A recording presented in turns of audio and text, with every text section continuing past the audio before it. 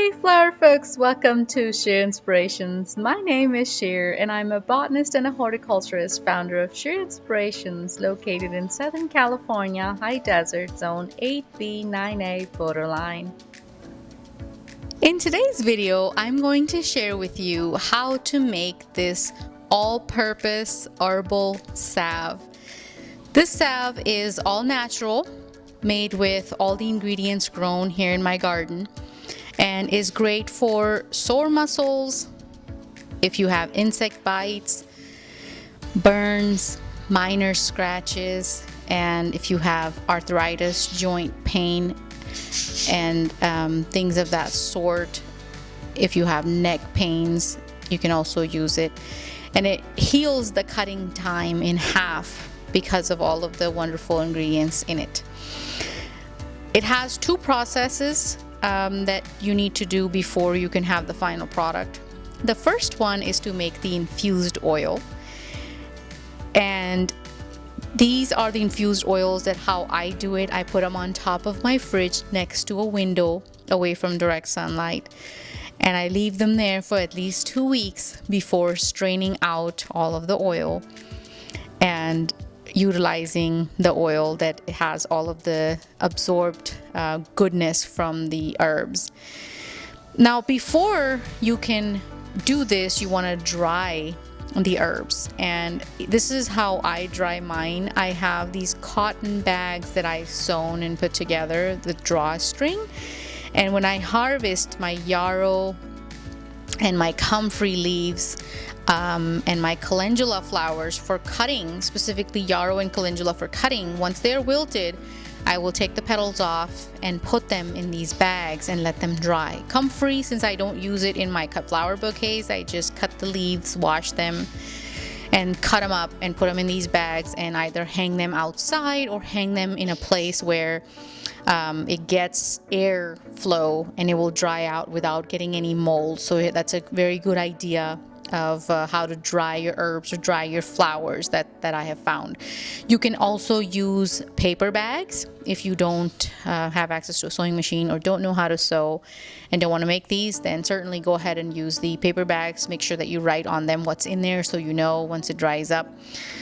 The three ingredients that I have used are dried yarrow leaves, dried calendula petals, and dried comfrey leaves. I have here beeswax. This is a 1 pound of beeswax. You can get it from your local honey farm, bee farm, or I will leave a link to get it from Amazon.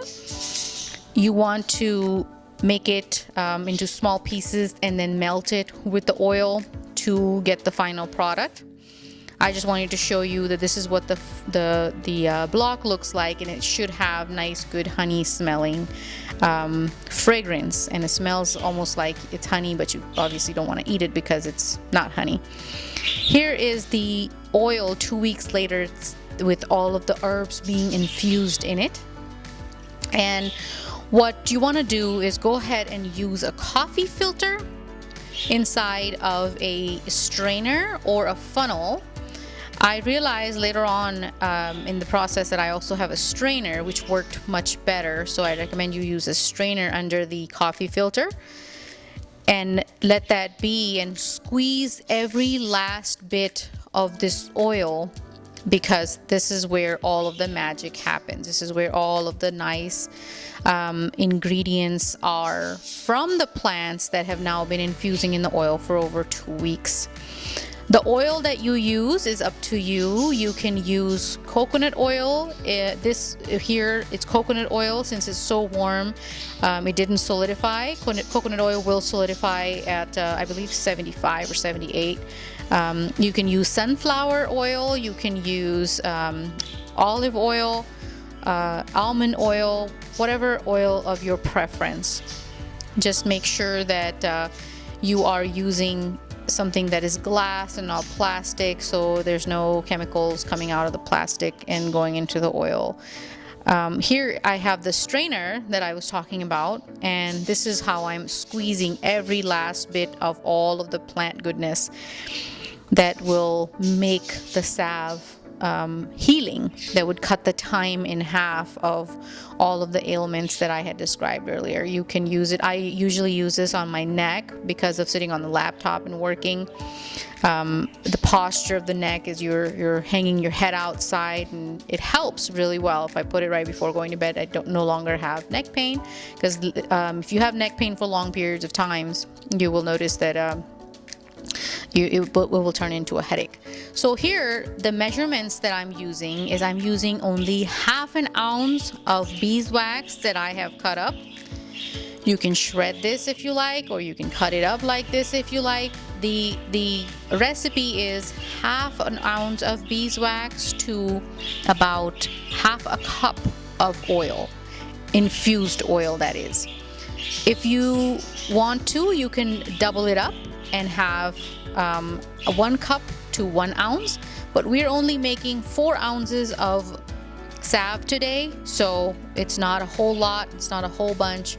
And what I've done here is I'm putting in the beeswax in the infused oil, and instead of doing the double boiler method, which in my opinion takes forever, I'm going to go ahead and put this in the microwave for about 1 minute 30 seconds, and that's all it's going to take to melt the entire thing. This is the ball jar that I really like, the kind that I really like. This is 8 ounces. I will go ahead and leave a link to where I got them on Amazon. These work great for making salves, lotions, if you want to pickle something in a small variety. This is a very good size to give as gifts if you wanted to, gifting lotion, gifting salves, and so on. So here we are. I'm gonna pour this melted beeswax with the oil that I just got out of the microwave into my jar. Now, it takes about anywhere from 10 to 30 minutes, depending on how cold it is. If it's warmer, then it will take longer. You notice here I'm adding St. John wort essential oil for its healing properties. Because I didn't have any St. John wort to infuse with, I'm using the essential oil. And if you wanted to give it a fragrance, you could use lavender oil, lavender essential oil as well. That's completely up to you. But here is me pouring this and leaving it until it cools off completely, and it will have a tiger balm type of consistency where it's very hard, it's not liquidy at all, and you can go, and you don't want to cover this as you see me do. And it took me about an hour for it to completely solidify. And what I did was I poured some of it in a travel jar to take with me when I go on vacation. And this is what it looks like. It's hardened, and you would actually have to put your finger through it to get some out, so it's not falling apart or anything like that. I went on Avery and printed me a label that shows what is in there, how I made it, and so on and so forth. This is a great way of having an all-purpose salve from your garden, specifically even your cutting garden if you have one like me, and having this in your pantry for cuts and burns and all minor things, pain relief, and so on. It's a great first aid salve to have in your pantry or in your medicine cabinet. I hope you enjoyed the video, guys, and I will see you in the next one. Bye.